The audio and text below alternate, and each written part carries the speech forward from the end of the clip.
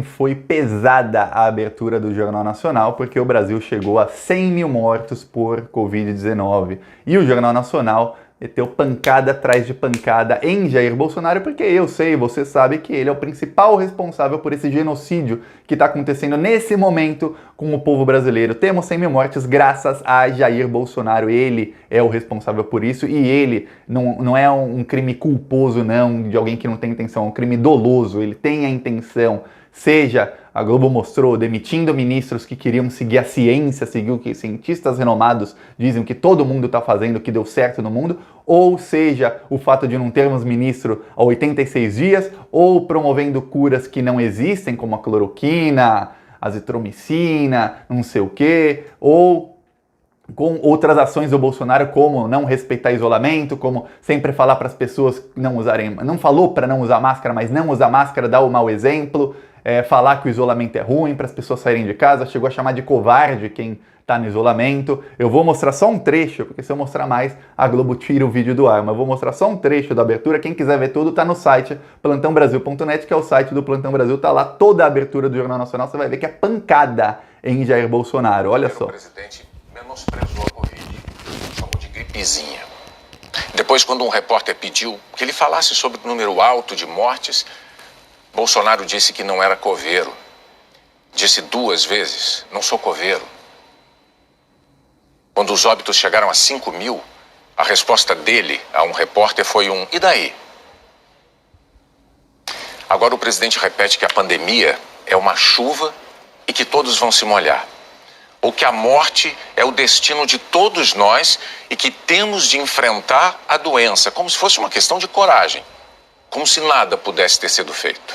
Quando cientistas defendiam mundo afora o isolamento social como única medida capaz de conter o avanço dessa tragédia, os brasileiros viam o presidente criticar essa iniciativa diariamente, na contramão do bom senso daqueles governadores que a defendiam. O resultado disso foram a... Pois bem, não posso mostrar o vídeo inteiro, senão a Globo tira o meu vídeo do ar. Eles fazem isso direto. Mas, foi isso, foi uma pancada muito forte. Depois, a edição do Jornal Nacional também foi cheia de pancadas em Bolsonaro. A Globo mostrou, inclusive, um trecho da Constituição dizendo que todo brasileiro tem direito à saúde e é dever dos governantes proporcionar saúde a todos os brasileiros. E aí a Globo tá dando a senha pro Rodrigo Maia. E aí que o Bolsonaro começa a falar, peraí, que as coisas estão ficando feias. A Globo deu a senha. O Rodrigo Maia falou na segunda-feira, no Roda Viva, que não viu crime nenhum do Bolsonaro. A Globo escancarou no seu jornal de maior audiência, em rede nacional, para quem quiser ver e para quem não quiser, porque esse vídeo está sendo compartilhado e tá todo mundo vendo, que houve sim crime do Bolsonaro. Então a coisa vai ficar feia para o Bolsonaro. Eu vou falar mais sobre isso, por que a Globo tá contra e que também tem outros responsáveis por isso. Mas antes, um segundinho. Você quer ver o Bolsonaro pagar pelos seus crimes? Curte o vídeo e se inscreve no canal, porque o Bolsonaro ele vai continuar disseminando fake news para milhões de brasileiros. A gente sabe que eles têm mais de 15 mil grupos de WhatsApp, eles têm uma organização muito bem feita. E quando o Bolsonaro quer disseminar alguma narrativa, é simples para ele. Ele ordena e eles disparam centenas de memes, áudios, textão, fazem notícias nesses blogs de fake news bolsonaristas e começa a disseminar isso nesses grupos. Isso se espalha muito rapidamente. Milhões de brasileiros têm acesso à mentira que o Bolsonaro espalha. Mas, pra gente quebrar isso no meio, um segundinho, você se inscreve no canal e curte o vídeo e você ajuda muito a gente a quebrar as mentiras no meio, porque o algoritmo do YouTube, ele vai entender que esse vídeo tá fazendo sucesso porque as pessoas se inscrevem no canal a partir desse vídeo. Ó, caramba, o cara entrou nesse vídeo, se inscreveu no canal, esse vídeo tá bombando, vou mostrar na página inicial do YouTube, é assim que o algoritmo funciona. E aí, gente que nem é inscrita no canal, entra no canal a partir desse vídeo, se inscreve e a coisa vai crescendo e a gente consegue fazer frente às mentiras dele. Então, um segundo, de graça você se inscreve no canal. A gente também faz outdoors contra o Bolsonaro em todo o Brasil. Amanhã eu vou mostrar mais fotos de outdoors que estão sendo instalados, que vão ser instalados essa semana. Vamos fechar outdoor também, estamos fechando no Rio de Janeiro, finalmente, 2 semanas tentando, conseguimos fechar um outdoor no Rio de Janeiro. Estamos para fechar nessa semana em Manaus e em várias cidades de vários estados do interior, que é onde tem mais bolsonarista, que a gente quer jogar os crimes do Bolsonaro na cara desse povo. Então, se inscreve no canal, se quiser ajudar sendo membro ou de alguma outra maneira, também pode ajudar. No primeiro comentário tem o link do Apoia-se, do PicPay, conta bancária e tudo mais. Agora vamos falar sobre a Globo. Ó, a Globo bateu no Bolsonaro, bateu forte, a Globo deu a senha, a Globo mostrou um trecho da Constituição, o William Bonner leu esse trecho, aí depois mostrar isso que eu mostrei para vocês agora há pouco, que é o trecho deles falando que o Brasil, o Bolsonaro desenhou da doença, também falaram que o Bolsonaro demitiu os ministros e tudo mais, e no final falaram: quem é o responsável por isso? A Constituição diz. A Constituição diz que os responsáveis são os governantes. No caso, é o presidente e alguns governadores e prefeitos que também foram. Que nem todos os governadores e prefeitos tiveram uma postura muito boa durante a pandemia. E eles têm de ser responsabilizados, é o que a Globo falou. E depois, durante a edição, começou a mostrar o drama das famílias, mostrar tudo. São 100 mil mortos. É engraçado, a gente começou a normalizar o número alto de mortes por dia, mas se você pensar, a Argentina tem 45 milhões de pessoas e 4.500 mortos. A Argentina. Pela proporção da Argentina, se o Brasil tivesse a proporção de mortes da Argentina, a Argentina é um país mais pobre que o Brasil, tá? O interior da Argentina é muito mais pobre, claro, lá não tem sertão, essas coisas, mas é um país com economia bem pior que a do Brasil. Se o Brasil tivesse o número de mortes da Argentina, o Brasil teria 10 mil mortos, 20 mil mortos hoje. Não 100 mil, 20 mil mortos. Quer dizer, que se o governo Bolsonaro tivesse feito as mesmas medidas de contenção que foram feitas na Argentina, 80 mil pessoas não teriam morrido. Só que o Bolsonaro não fez, ele fez o oposto. E a nossa sorte foi que o STF deixou os governadores fazerem um isolamento capenga. E esse termo isolamento capenga foi usado pelo Jornal Nacional. E, em vez, imagina, se o Brasil fizesse o isolamento direitinho, em março, vamos fechar as fronteiras, todo mundo que entrar vai ter que fazer teste, tem a Covid, fica 14 dias, tendo ou não, fica 14 dias isolado, se tiver, vai ser monitorado, para que ninguém entre trazendo a doença para o Brasil. Vamos fazer o lockdown em todas as cidades onde tem casos confirmados, fechar fronteiras de estados, tudo mais, vamos fazer tudo, mapear onde tem o vírus. Tá. No fim de abril, o Brasil já poderia reabrir e já não teria mais transmissão comunitária, que é quando pessoas dentro do próprio país estão transmitindo o vírus, que é o que há no Brasil direto, todos os dias. Não, o Bolsonaro falou, não tem que parar não, isso é ruim para a economia. Seria ruim para a economia? Responde nos comentários, você acha que seria ruim para a economia o Brasil ter fechado por 45 dias e reaberto no fim de abril?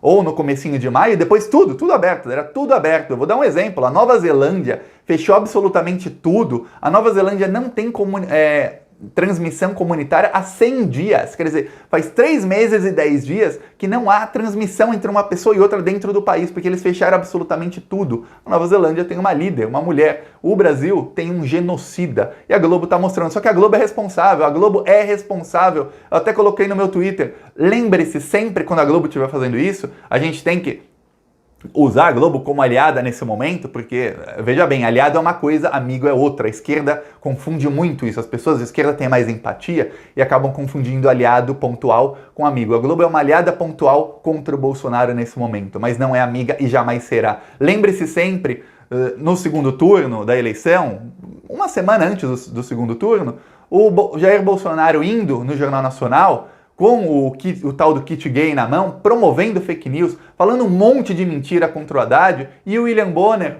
ignorando tudo. O Bolsonaro não foi desmentido em momento algum. E no dia seguinte o Haddad foi lá, e o William Bonner começou a falar, Haddad, mas você tem 32 processos, como é que o brasileiro pode votar alguém que tem 32 processos? Aí o Haddad falou, mas processo não é condenação. Aí o Bonner falou, mas é a mesma coisa. Quer dizer, o William Bonner estava criminalizando o Haddad por ter 32 processos. Mesmo ele passaram 2 anos, foi inocentado em quase todos eles já. Mas a Globo ajudou a criar esse clima de que só pelo fato de você ter um processo, você já é bandido. Eu lembro que eu via pessoas repetindo, porque aprenderam isso na Globo, tanto no Jornal Nacional como no Globo News, que, mas o Lula é um indiciado, o Lula é um bandido.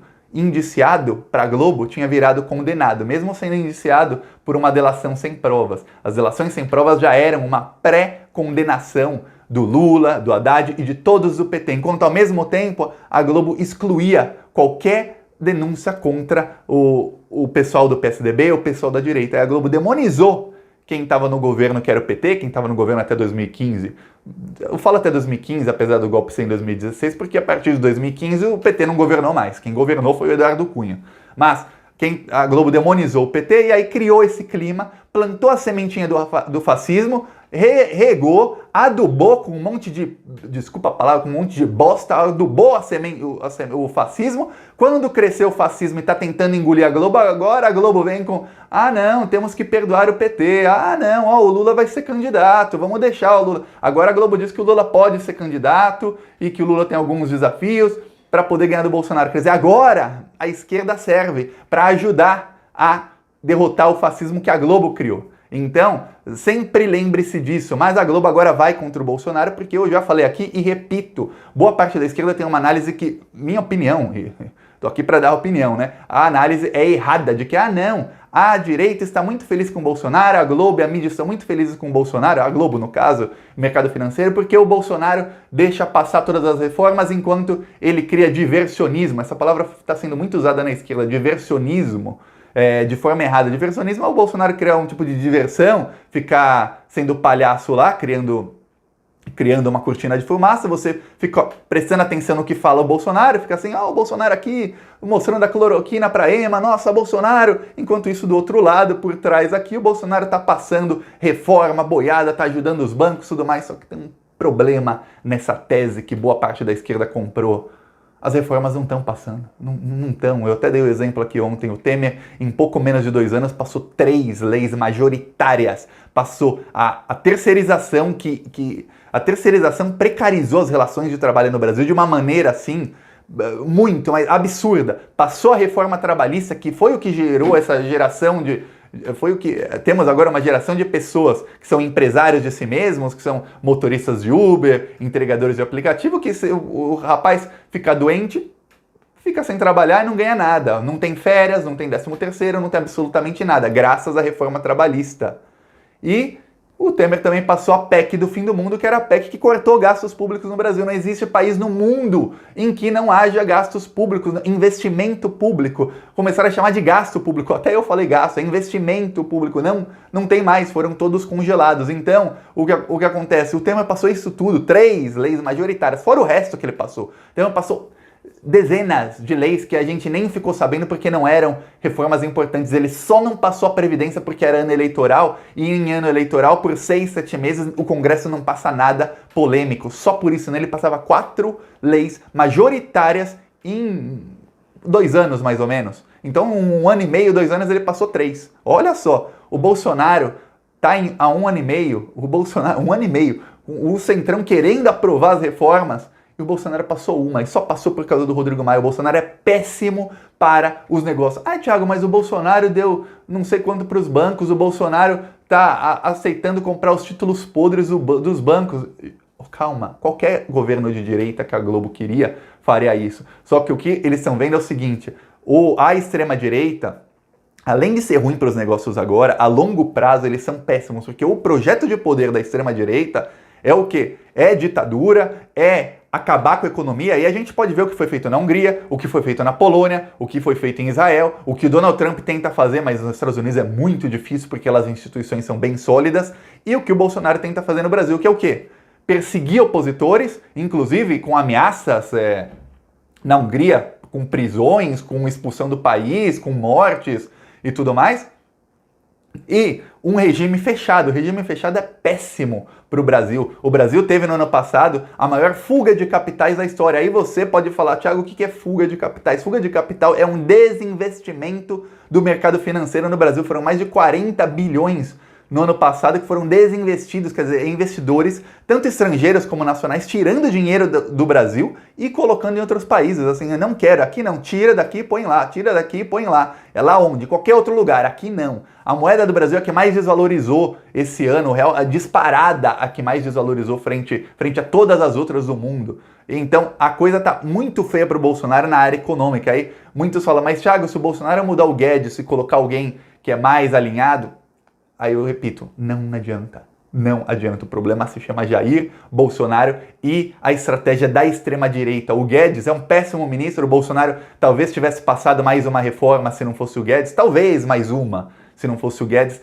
Mas o grande problema da extrema-direita é o modelo deles. Não é um modelo econômico apenas. É o modelo de governo deles que é péssimo para a economia, para o que é o mercado financeiro. E aí eu te falo, até o modelo da centro-esquerda, que é o PT, é bem melhor, porque os bancos tinham lucro recorde, as empresas, queira ou não, cresciam, o Brasil tinha pouco desemprego, e aí isso criou um clima que era favorável para que eles pudessem tirar a esquerda e passar as reformas, para que depois a esquerda voltasse, e aí, com as reformas todas feitas, quando o país volta a crescer, eles falam, agora o nosso lucro não vai ser mais lucro de 2, 3 bilhões, vai ser lucro de 9, 10, 15 bilhões. E aí eles lucram muito mais, então eles ferram o Brasil, milhões de pessoas se ferram por 4, 5, 10 anos, para que quando tudo volte ao normal eles possam lucrar muito mais. E agora chegou a hora, um pouquinho antes do tempo, chegou a hora das coisas voltarem ao normal e do Brasil voltar ao progressismo. É isso que o mercado financeiro está percebendo, é por isso que tem que tirar o Bolsonaro.